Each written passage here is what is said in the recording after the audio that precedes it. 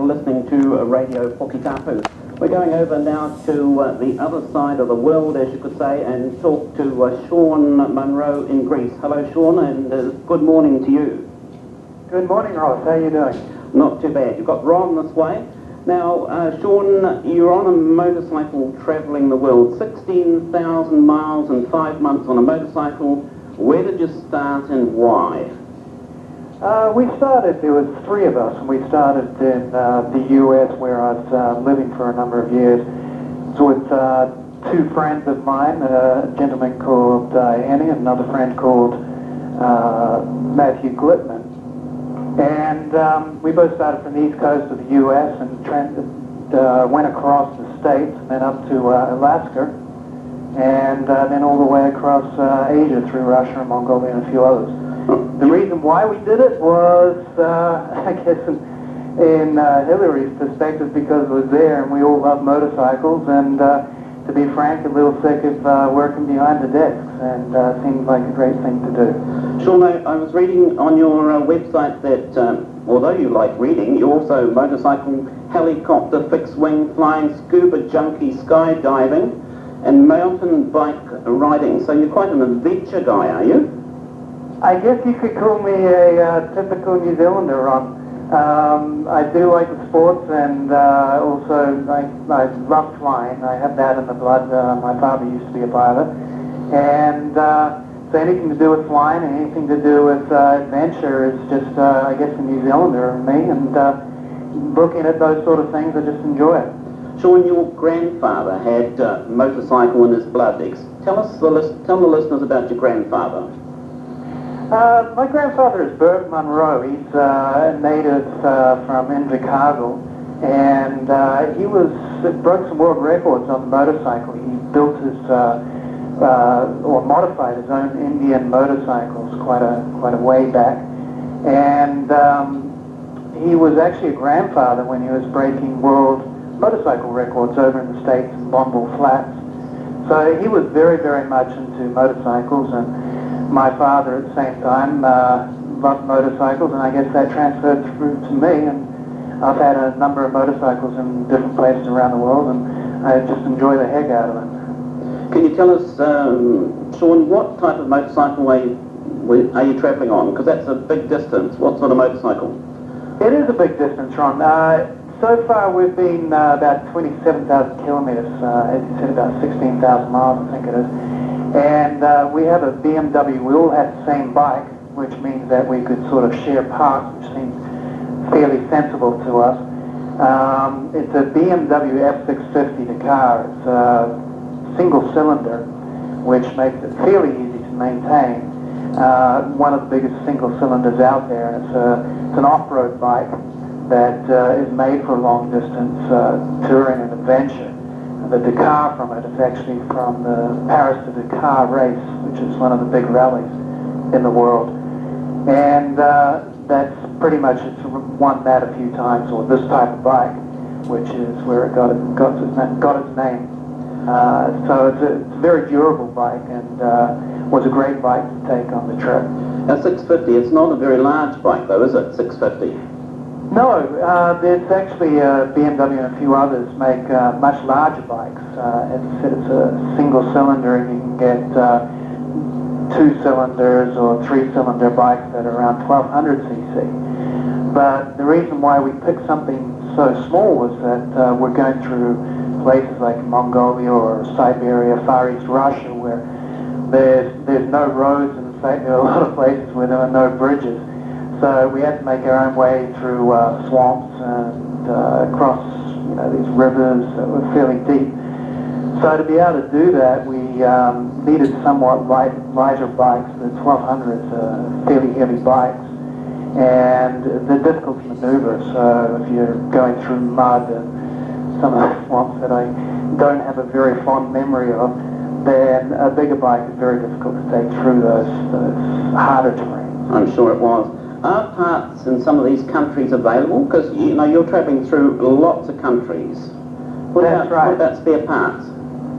That was actually, it's funny that you point that out, Ron. That was one of the difficult things that we did have. Having the BMW in some strange ways not as good as the Hondas or the Yamahas, because the Hondas, the Japanese bikes, are available all around the world, and the BMW's been a somewhat little bit more of an expensive bike.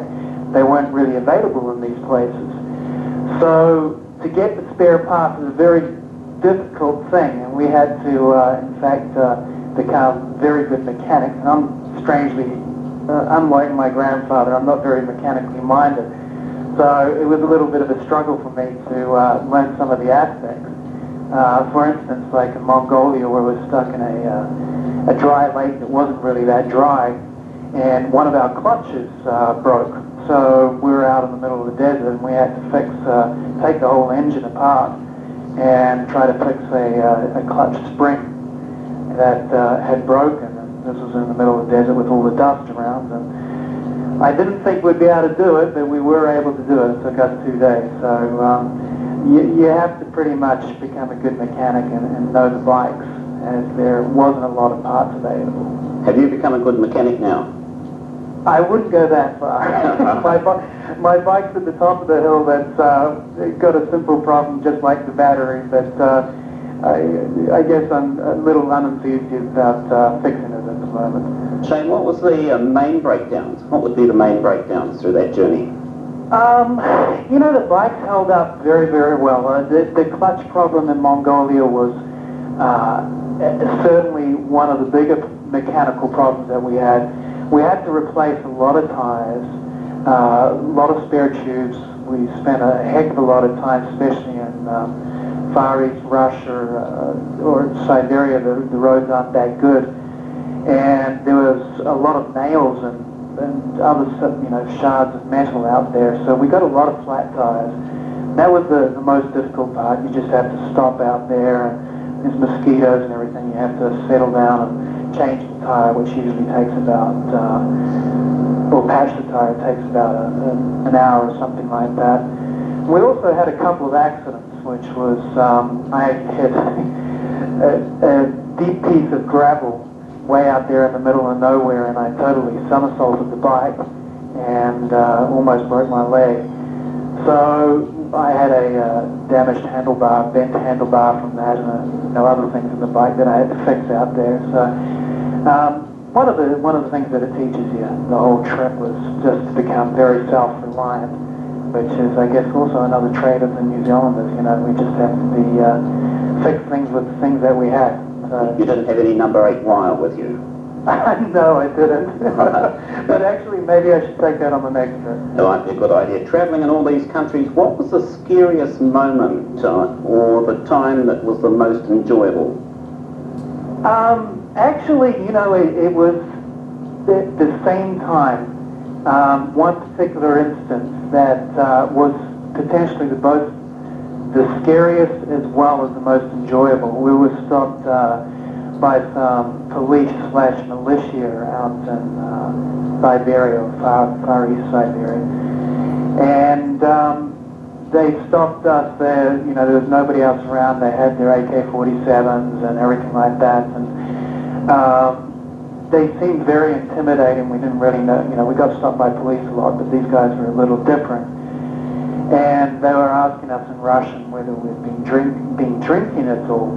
And they seemed very, very serious, and we're like, everybody in Russia drinks, so we still had a hangover from the previous day.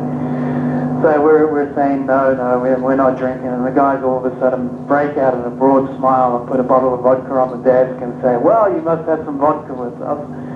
And so we spend the next, evening, we're just sort of the whole night drinking, and we dress up in the Russian uniforms, and we're just having a great time with these guys.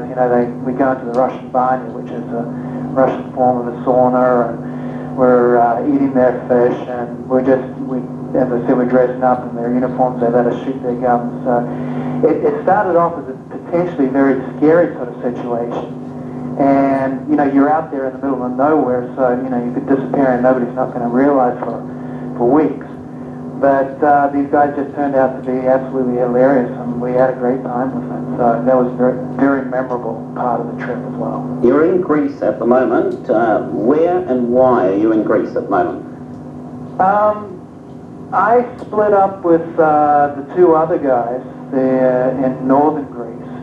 They've gone back to the States, and so I didn't really want to. My visa has expired. I had a working visa in the States, and that expired. So my time in the States had come to an end, and I'd always liked Greece. The idea of the islands in Greece has always seemed very peaceful, and after working for the past 5 years in corporate America, I thought I needed a little bit of a break, and this seemed like the best place to take a break.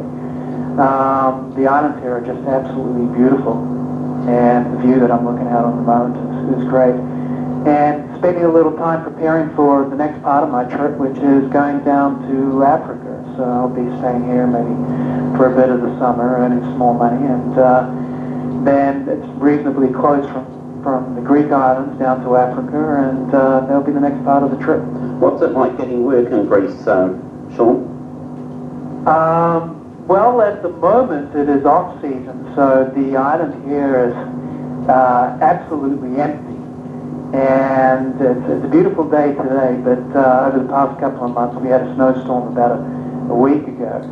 So there's not been a lot of people here, and luckily I've got an internet connection. I've been doing some work over the internet, so that's helped out a little. But once summer comes along, there'll be more people here and more tourists coming, and hopefully a little bit more work. You're hoping to get a job as a scuba instructor. All right, down under the water. You mentioned you're off to Africa. Is that from the top right down to the bottom to South Africa? That's correct. We'll be heading, actually, maybe not we, that was the original plan, was the two other guys would be coming with me, but one of the guys, his father, is rather sick at the moment, so he's going to be spending the next year looking after his father there. So I may be heading down myself, but the aim is to head down from the top of Africa and got to sort of thread one's way through all the civil wars that are happening there. That's apparently something that you have to be careful of, down to South Africa, and from there be taking a look at going across to South America and heading all the way back up. I think the Guinness Book of Records says that a true round-the-world journey has to comprise of three continents at least, and something like 25,000 miles or something like that. So there's still a little bit to go. We've done the true circumference of the world, but we have to cover those extra continents to do a true round-the-world adventure. Shaun, when can you see yourself back in New Zealand? That's an interesting question. It's been about 13 years, and I do miss New Zealand. I guess when the time is right, when one feels that it's time to head back, and I feel for myself there's a number of other countries that I'd love to visit, and places that I'd like to see, and then maybe head back to New Zealand at that time. I do miss New Zealand. It's a fantastic place. Shaun, with your mum and dad in Waianakarua should be listening to you tonight. Would you like to give them a message? I did hear from them earlier that their power was off and they were having trouble because we've got gale force winds at the moment, but hopefully they are listening and you can say a couple of words to them. Well, just much love to my parents, and I miss them. All right. Shaun, thank you for talking to us. We wish you all the best here from Radio Puketapu with your journeys through Africa, and perhaps at another stage we can catch up and see just where you've got to. Well, thank you for having me as a guest, Ron. It's been a pleasure. Thank you, Shaun. That's Shaun Munro talking to us from Greece.